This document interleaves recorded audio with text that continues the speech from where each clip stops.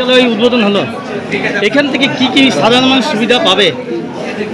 মানুষ এই জন্য নাম আছে বিধায়ক সেবা কেন্দ্র। আমরা মানুষের সেবা কার্যে এই কার্যালয় মানে বিধায়ক কার্যালয় খুলেছি এবং মানুষের যে এত ম্যান্ডেট, এত বিরাট জনাধার দিয়ে আমাদেরকে নির্বাচিত করেছে, তাই জনপ্রতিনিধি হিসেবে আমাদের কর্তব্য দায়িত্ব সমস্ত মানুষের সুবিধা অসুবিধার কথা শোনা এবং তাদের পাশে থাকা, এলাকার উন্নয়নের কাজে মানুষকে সাথে নিয়ে এগিয়ে চলা।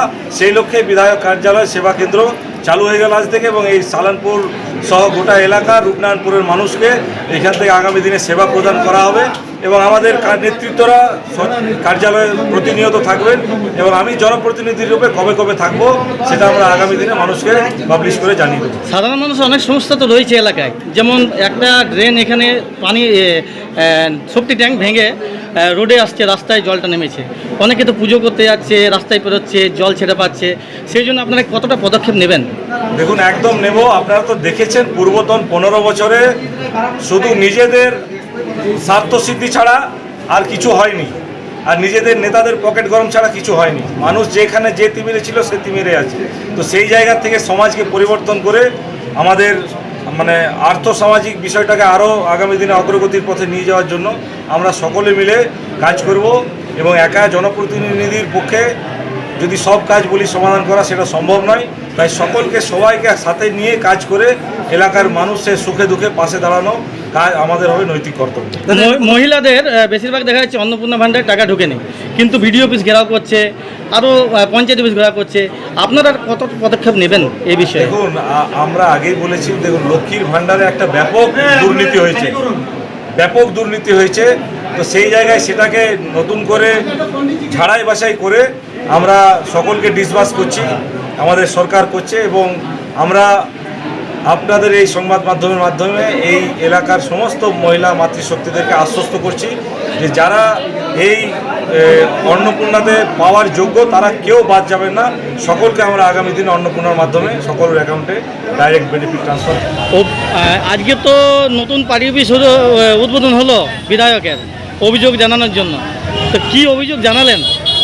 অভিযোগ বলতে আমরা যে এই পার্টি অফিসের যে মেন রাস্তাটা, যেটা দিয়ে আমরা প্রত্যেক দিন মানে স্টুডেন্ট থেকে আমরা বুড়ো বুড়ি শুরু করে আরও আম জনতা যে যাতায়াত করি, টোটো বলুন, স্কুটার বলুন, বাইক বলুন, প্রচণ্ড করুণ অবস্থা রাস্তার।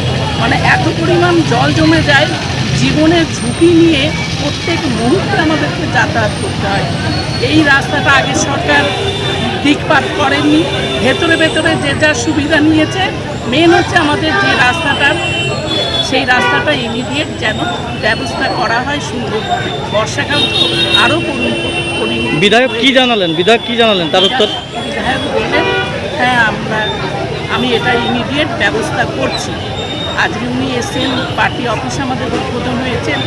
দেখি এই রূপনারায়ণপুর এলাকায় যত পাপ জঞ্জাল ছিল সেই পাপ জঞ্জাল আজ এই পুষ্প বৃষ্টির মাধ্যমে ধুয়ে সাফ হয়ে গেছে। আর আগামী দিনে এই রূপনারায়ণপুরের মানুষকে কোন নেতার দাদাগিরি আর সহ্য করতে হবে না, কোন নেতার লাঞ্ছনা আর সহ্য করতে হবে না। আমি বারে বারে যেটা বলেছি আজকেও আপনাদেরকে বলতে চাই, বিজেপি এমন কোন কাজ করবে না যাদেরকে আজকে ওই হাফ প্যান্ট পরে কোমরে দড়ি বেঁধে ঘুরতে হচ্ছে, সেই দড়ি বিজেপির কোন নেতার আগামী দিনে কোমরে হবে না। সেই কথা আমি আপনাদের সামনে বলছি। যা হচ্ছে সব কর্মফল, আমি আপনি কেউ নয়, সব উপরওয়ালার লিখন।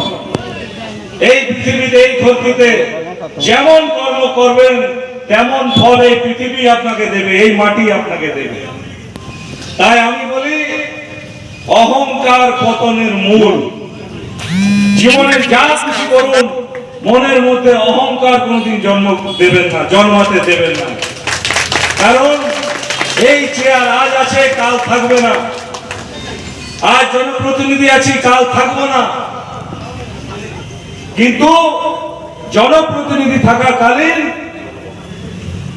আপনাদের সঙ্গে আমার আচার ব্যবহার, কথাবার্তা, আচরণ সেটাই চিরস্থায়ী হবে। তাই আগামী দিনে রূপনারায়ণপুর তথা এই সালানপুর এলাকার মানুষের সঙ্গে সম্পর্কটা এমএলএ না হয়ে এই অরিজিতের সঙ্গে আপনাদের সম্পর্ক